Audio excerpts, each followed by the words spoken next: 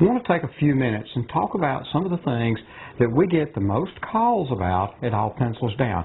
And we like to try and help parents understand this process of getting their kids ready for college applications. And one of the important pieces of that is the test scores. In particular, what we'll be talking about is ACT, but we'll talk a little bit more about the other stuff. And some of the things that the students like to know and parents like to know is, when should I start? Okay? And the best advice we can give is 10th grade. The thing that we've seen work the best is students that have an interest and are college-bound students. If they'll take the ACT, generally in the April time period, April or June, after they finish their 10th grade year, or April in their 10th grade year, and see how they do. They might want to do a little bit of prep. They may want to get a copy of an ACT, use the ACT's website and work through that test and study over what they've missed and try and learn a little bit so they're familiar with it, so they're not repeating the instructions. But I wouldn't try and do much in the way of prep at this point. What you're looking for are glaring weaknesses. Let's say that the math score at the end of the 10th grade turns out to be a 27, and the reading score might be a 21, and English is a 23, and the science score might be a 22. Well, that gives you 3 areas to work on, but you can feel pretty good about the math score. So what you might want to do is set up some kind of reading program. You can talk with us, or we can tell you how to get in touch with Rocket Reader, or we may be able to set you up with a license on Rocket Reader to use it through the summer. But we want to see that student use it. And if you'll use Rocket Reader and work your way through Rocket Reader as the summer progresses, your student will see that their reading skills get much better. Then maybe in the fall of their 11th grade year, either for the September test or the October test, take one of those tests and see where you stand. It's not panic time. We're just trying to see if we made any progress by improving reading and comprehension. Now, if math skills are weak, we'll have a ton of information on our website and a lot of math resources, and they can work through that over the summer and brush up on that before they take the test in September, October. Once we kind of know where they are we looking at a student that's in the 17 or 18 range trying to get to 25 or 26, or we're looking at somebody at 26, 27 trying to get to a 30, 31? It's a big difference in the two and how much work you have to do. So it's a good idea to know where your student is as you map out this plan. So we recommend getting an idea in the 10th grade.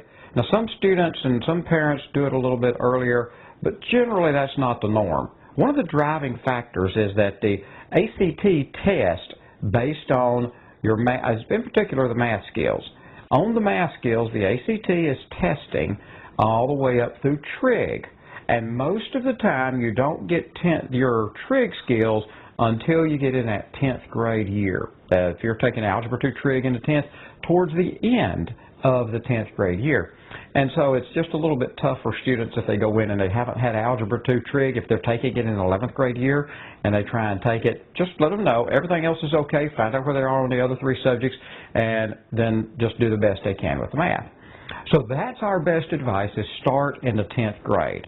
Now, to give you a little bit of an insight, because if you're getting started with this and you want to learn, you need to know a few things. First of all, the ACT gives the test in December. They give one in February. April is a national test date, but you also have the in-school date that juniors take. But the one I'll be talking about is the national test date. Then you have a national test date in June, you have one in September, and you have one in October. Now, for most scholarship applications, the schools like to either have your ACT scores or they want your latest ACT scores by the beginning of December.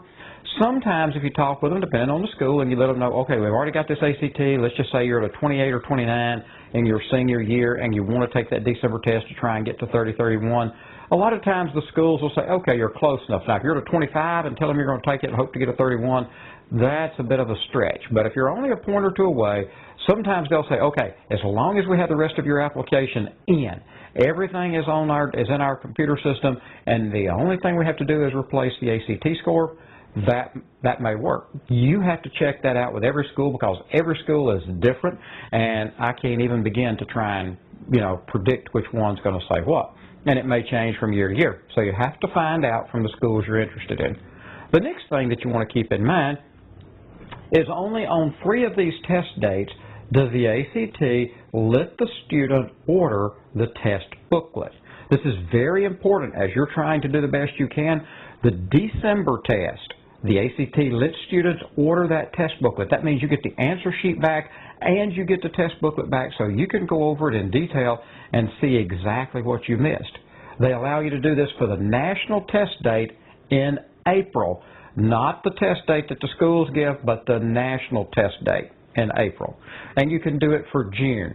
Your September, October, and February test, you cannot get that from the ACT.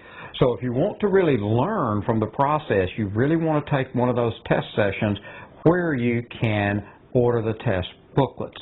Now, when the students get it back, I strongly recommend that they take time on their own to read back through everything that they missed and make sure they understand why they missed it. If they don't, maybe mom or dad can help, but that or their teacher at school, or somehow they need to get that answer if they're not coming to one of our classes or doing one-on-one tutoring. So I wanted to give you a little insight. That's when to start, and the driving factor usually is scholarships and college acceptance. Different schools have different levels and thresholds for scholarships and for acceptance, and you want to make sure that you check these things out and make that a part of your college research and a part of your college visits to go ahead and knock those ACT scores out and make yourself a little grid or something that show you what you have. So I hope this helps you understand when it's best to start, because in the senior year, that December test in a lot of places is your last chance. Now, you may find, if you ask the school, I have run into several schools across the Southeast that will say, hey, we'll take a February test of your senior year. And if they do, then keep taking it on up through there. But generally, most students are prepared to make their last chance, their December, their senior year. Most of them want to get their better score way ahead of that and not have to worry about it. So I hope this helps you understand a little bit more about the ACT test process and how it fits in for your student as you're getting started in this process.